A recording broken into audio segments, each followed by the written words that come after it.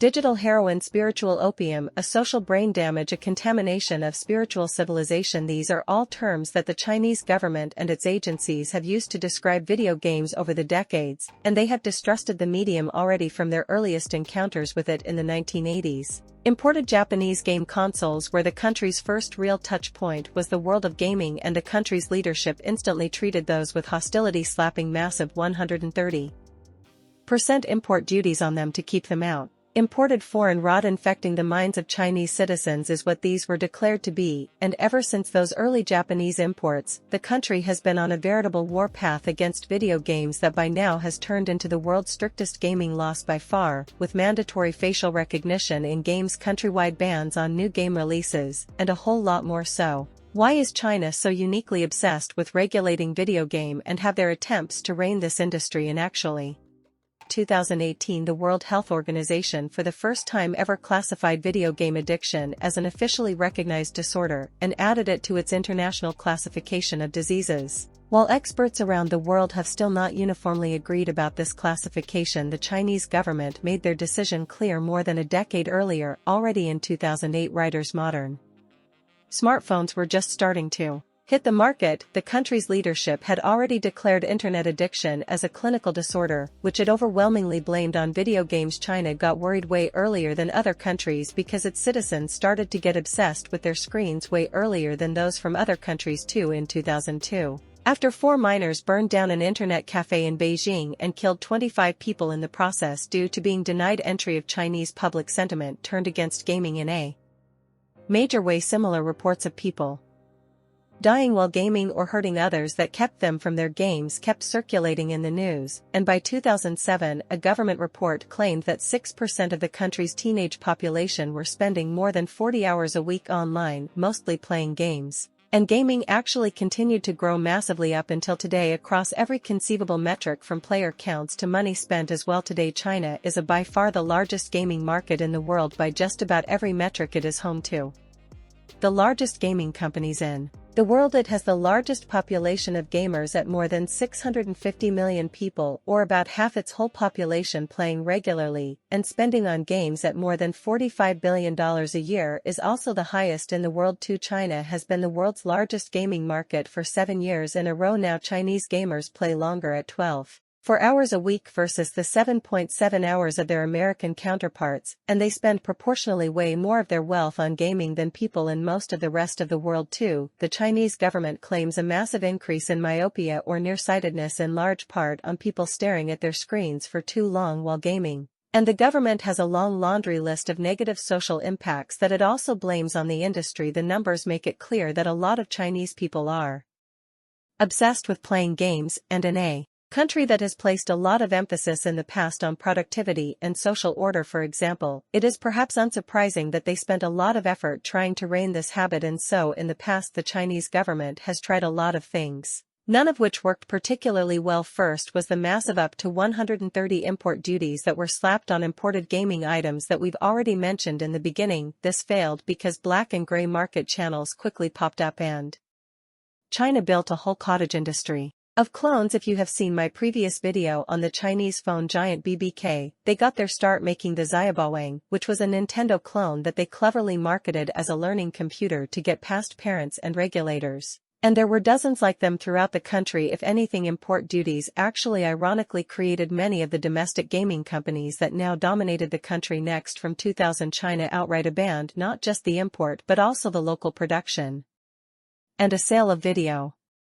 game consoles and arcade machines at a time when those were the primary machines that people gamed on, and the government kept this ban up for 15 years with a few small exceptions. But perhaps unsurprisingly, this console ban backfired too. First, PC gaming and then mobile gaming simply filled the gap that was left by the lack of consoles, making the ban basically ineffective. And even worse, the ban actually created a major economic dilemma. While on official consoles game developers could reliably make money from selling games outright, China was quickly turning into a massive black and gray market. Internet cafes that were dominated by pirated games. In this environment, the only working business model for gamecock companies became first subscription-based games like World of Warcraft, and eventually freemium games that were monetized through things like loot boxes, where gamers basically gamble real money to win items or to progress in game. In other words, the Chinese gaming industry went all in on the most addictive types of games that there are even today. In astonishing 91 of the top 100 games in the country still come with loot boxes, despite the country having since passed laws trying to rein them in.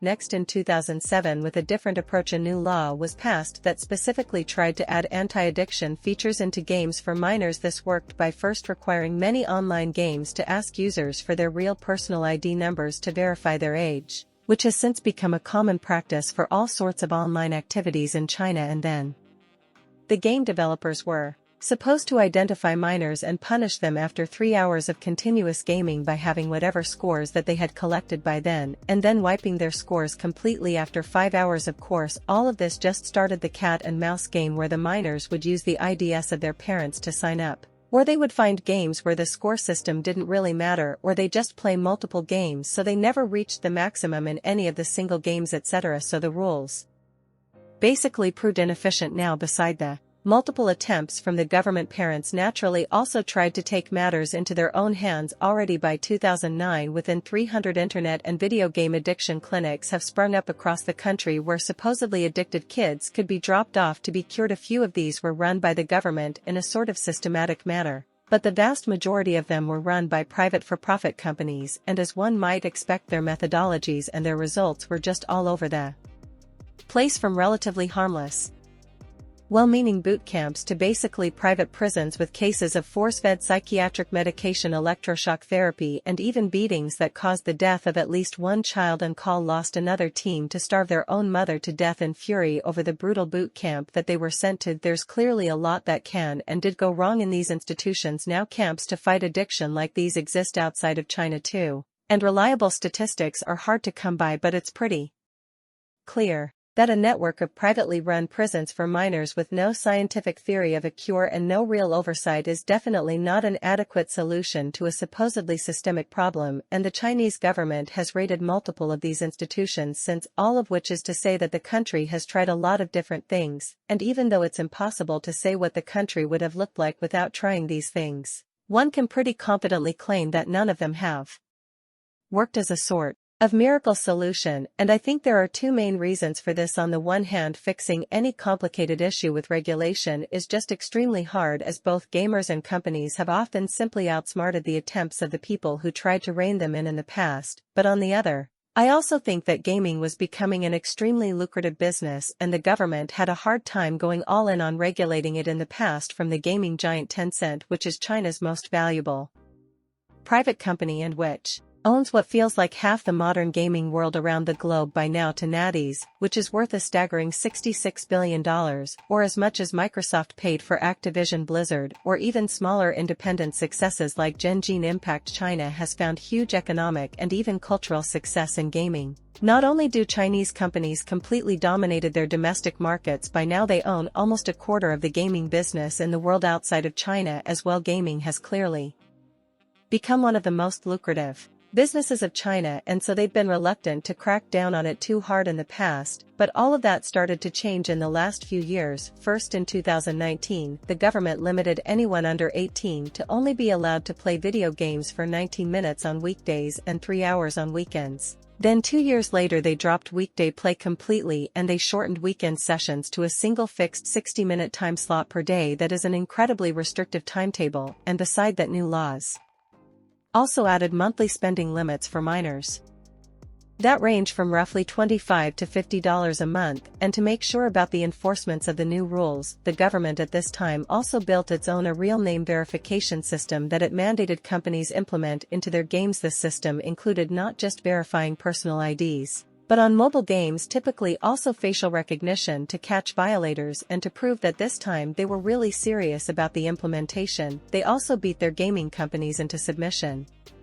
For 4 full years, the release of new video games was severely limited in the country, and between August of 2021 and March of 2022, not a single game was allowed to be released at all, while the party also constantly and publicly berated its game industry for poisoning the nation's youth. This is an actual governing strategy in China, where the party will actively and very publicly strangle an industry to make sure that everybody understands that they're super serious about something. Unsurprisingly, 200 Chinese game companies assigned statements soon after saying that they would enforce the new rules strictly, and they rolled out all the controls that they were ordered to, so these new restrictions actually seem very serious now, and the next question is whether they've actually worked, and we have two different sources claiming that yeah actually they have. First, a big study by China's official Gaming Industry Association, which claims that more than 75% of minors now play less than 3 hours a week, meaning that they fully comply with the regulations, while the amount of minors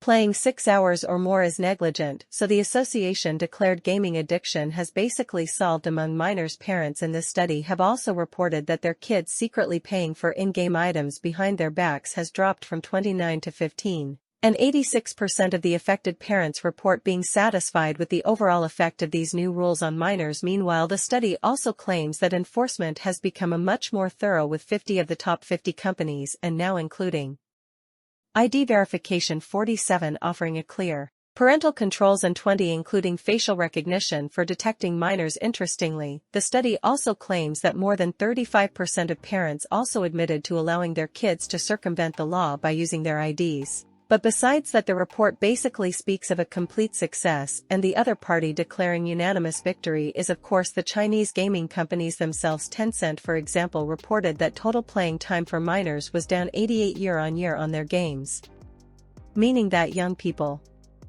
anyone know when they're circumventing any of these systems. So take this with lots of grains of salt. Still, from just asking around among my Chinese friends and reading around button forums and such, the overall opinion seems generally positive, and various government officials have clearly said that they think the rules were successful too. Music. Even as an enthusiastic gamer myself, I do think that excessive gaming is a real problem that can lead to pretty terrible consequences. I remember having a roommate in Beijing who was completely addicted to games. He never left his room, never went to classes, basically didn't really have any friends anywhere, just ordered takeout, didn't even clean his room while I was there for a whole semester, and he just came. He was in full zombie mode. Seeing anything like this in real life in person, it really highlights how terrible things can become. It is also pretty clear that many video games are absolutely designed by trained professionals from the ground up to create addiction, including with a literal gambling mechanics. Kids might be particularly susceptible to these designs, and I think it's totally reasonable of parents to expect government to help bring these things in some way. So not inherently against regulation when it comes to gaming, and I even think that a lot of countries will take a look at what China is doing now, though there's a sort of experiment. They learn what they like and what they dislike about it,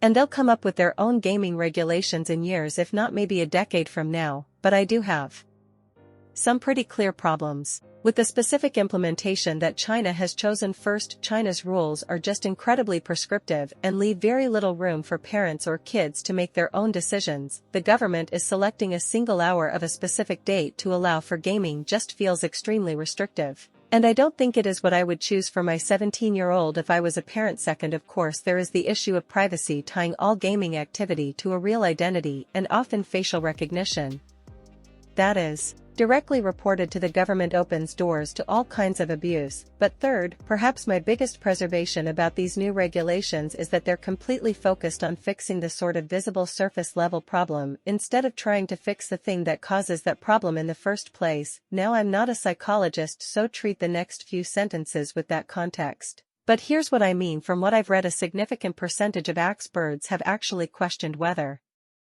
gaming addiction is even really a disorder in the first place, or whether it is more a result of another underlying disorder or issue such as ADD, depression, anxiety, autism, etc. Patients often have problems like these first that then cause them to seek relief in something else, for example in gaming. And similarly, many typical traditional Chinese societal and cultural norms might push people towards gaming as well, from extremely high educational and work expectations to often very limited opportunities for self-expression and few options to let loose or have fun in other ways. The life of Chinese kids makes gaming and even excessive gaming seem like a particularly attractive way to escape. Just as an example, when I was an exchange student in a Chinese high school, my classmates were in school until 9:00 p.m. every weekday, and then again until 6 p.m. on a Saturday, and then they attended tutoring for maths, English, piano, chess, and who knows what else. Are tired of that. They typically were not allowed to date. They definitely did not go to parties.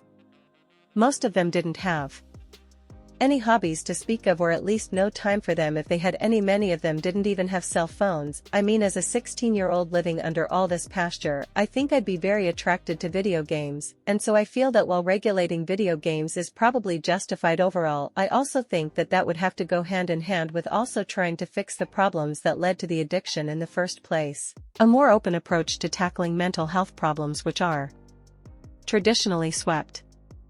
Crack down on video games, and I've